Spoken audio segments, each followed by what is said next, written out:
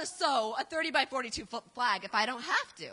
But why do I even want to reenact you making the flag, Mary? Because I want to collaborate with Francis Scott Key.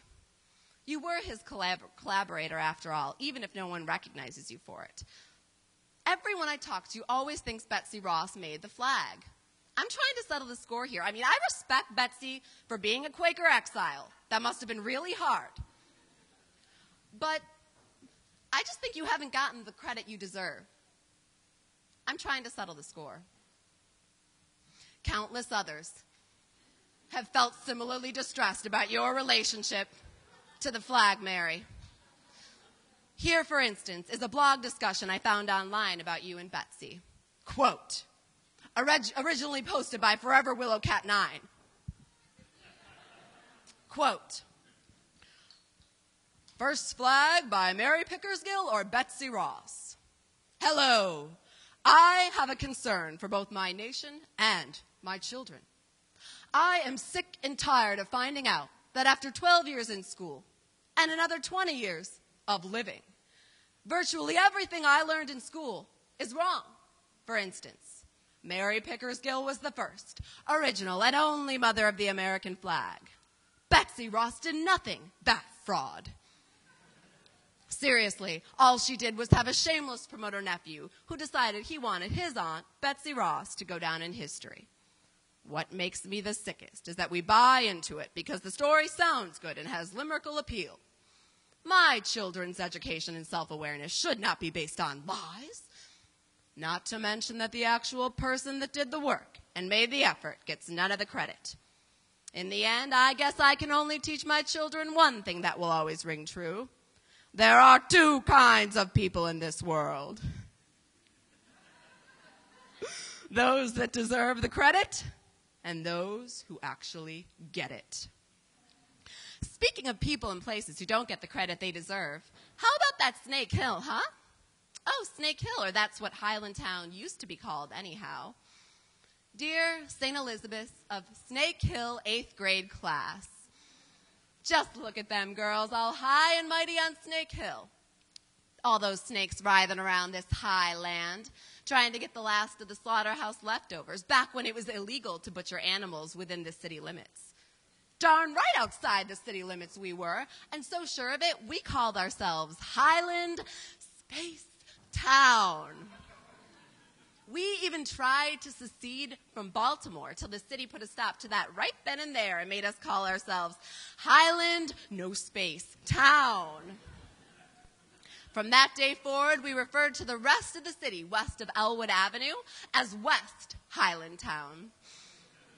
And as we all know, there have always been a variety of industries and salesmen here in Highland No Space Town. Dear Mr. Natty Bow, dear Crown Cork and Seal, dear Hausner's Restaurant, where everybody who was anybody, or even just a nobody, ate that strawberry pie. Dear Falstich Brothers Bakery. What, you never heard of them?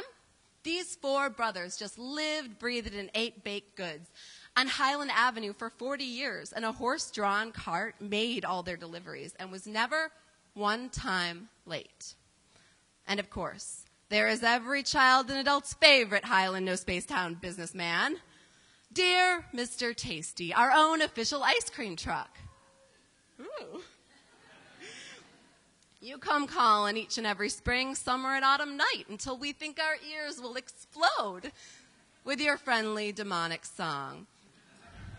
Da na na na na na na na na na na na na na na.